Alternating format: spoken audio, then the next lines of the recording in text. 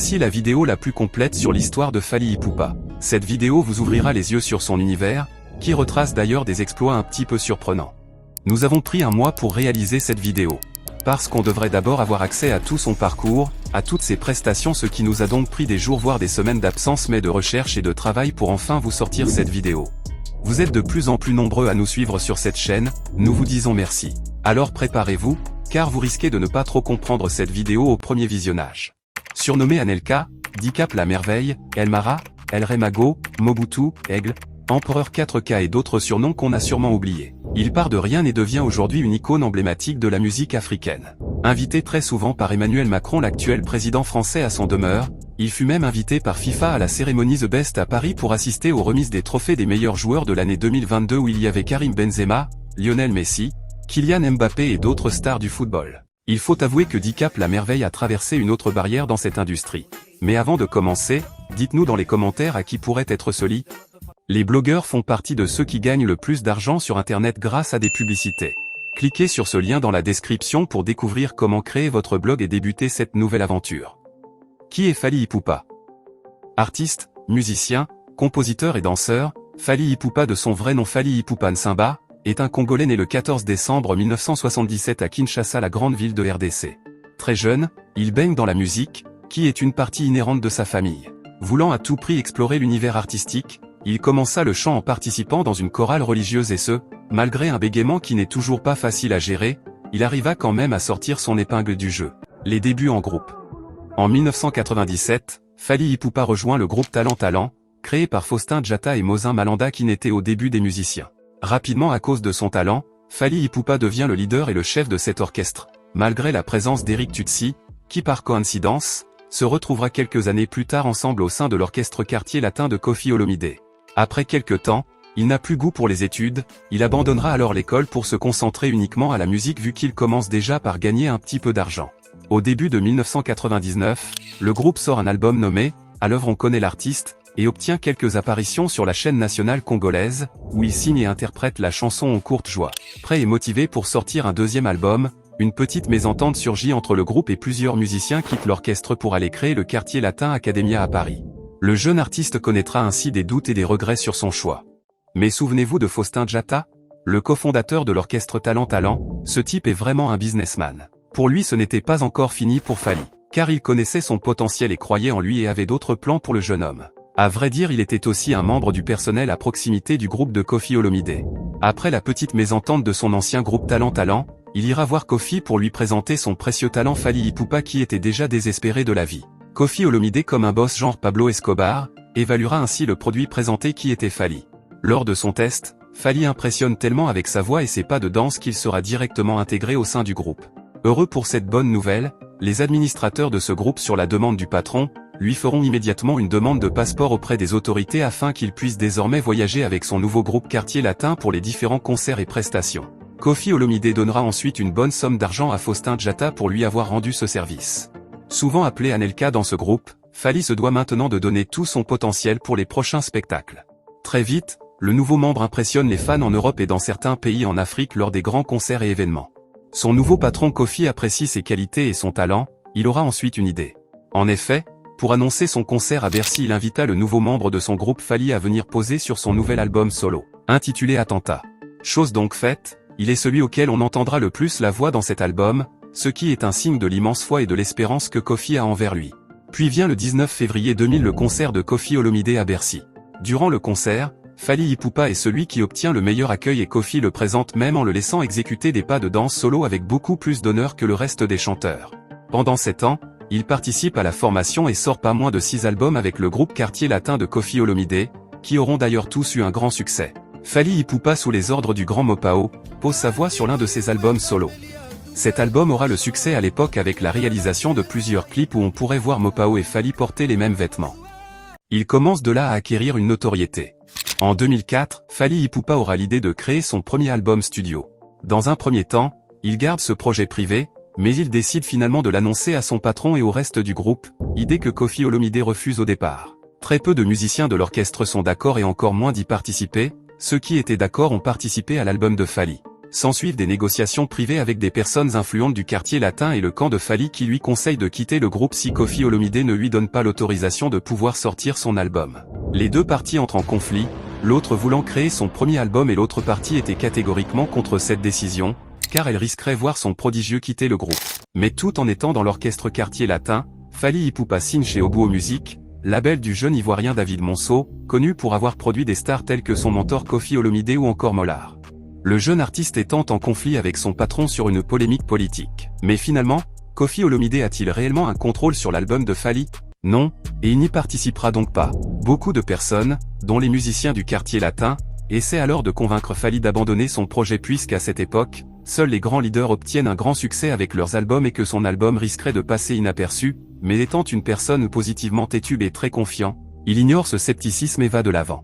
Il entre aussitôt en studio avec quelques musiciens du quartier latin et l'arrangeur Meka Munan et enregistre 15 chansons mais seulement 12 seront misées sur l'album.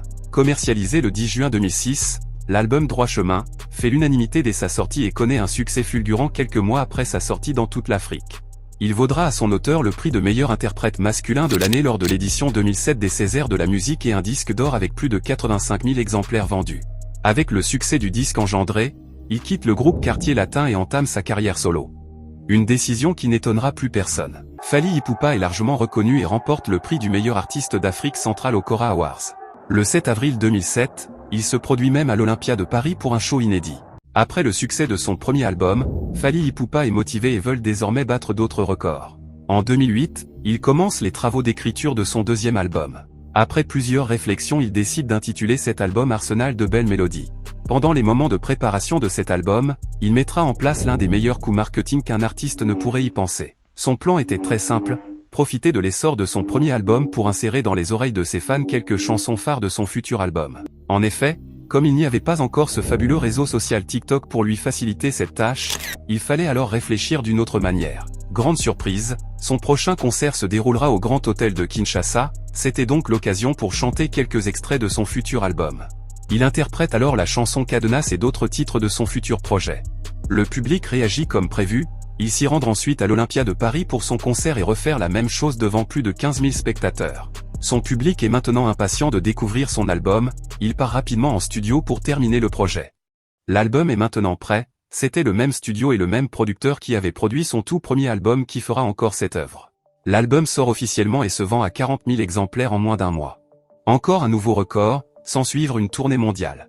Déjà titulaire de succès internationaux avec des chansons world telles que Chaise électrique avec Olivia, Sexy Dance avec Chris, et Sweet Life, il confirme sa popularité avec son single original sorti le 5 mai 2014, qui atteint actuellement plus de 35 millions de vues, mais aussi avec Eloko qui cumule pas moins de 100 millions de vues sur la plateforme de vidéo YouTube. Il devient alors le premier artiste congolais chantant en lingala à atteindre ce nombre de vues. Plusieurs années après la sortie, l'album reste positionné dans le hit-parade congolais. De 2013 à 2019, Fally Ipupa se fait plus connaître, signe de nouveaux contrats, sort pas moins de 3 albums, bat de nouveaux records, obtient plusieurs disques d'or, fait des grands shows un petit peu partout dans le monde. Notamment avec Snoop Dogg et Flavor le 18 mai 2013 au stade Moses Mabhida à Durban devant plus de 15 000 spectateurs. Il fut 2 fois invité à Washington à la Maison Blanche au sommet États-Unis Afrique devant l'ancien président Barack Obama et plus tard par la Banque mondiale et Prest devant près de 250 000 personnes. Fally Ipupa participe aussi à la 8e édition du Festival des musiques urbaines nommé FEMUA à Abidjan en Côte d'Ivoire organisé par le groupe ivoirien Magic System.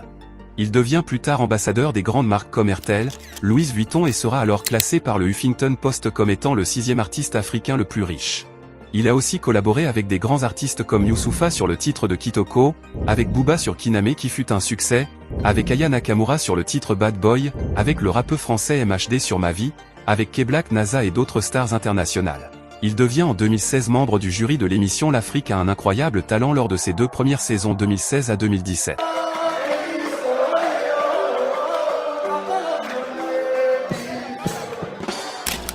Préparé depuis 2019, il annonce le 23 novembre 2020 via un post Instagram la sortie de Tokors 2, son 6e album studio et le 2e dans le monde de la musique urbaine.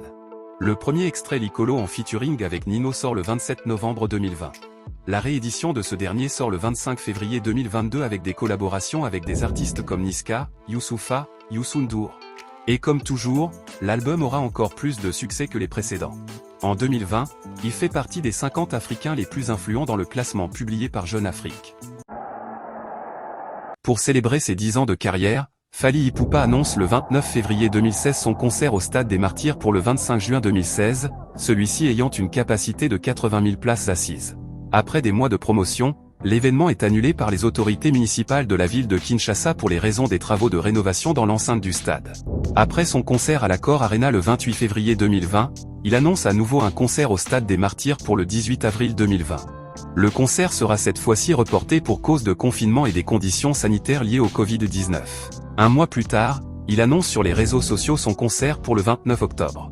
Il entame une tournée mondiale du 4 juin au 3 octobre avec des concerts en Angola, en Allemagne, en Belgique, aux Pays-Bas en passant par le Congo-Brazzaville avant de passer par le Canada et les États-Unis. Le 29 octobre il livre son concert devant plus de 120 000 personnes ayant fait le déplacement.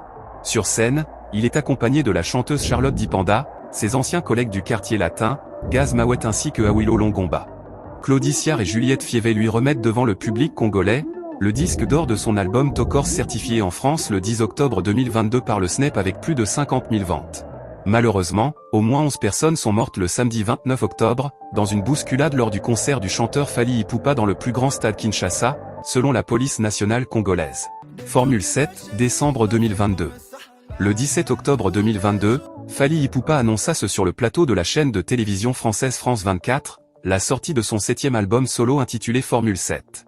Le vendredi 16 décembre 2022, Fally Ipupa a sorti son album Formule 7, 7e album de sa carrière.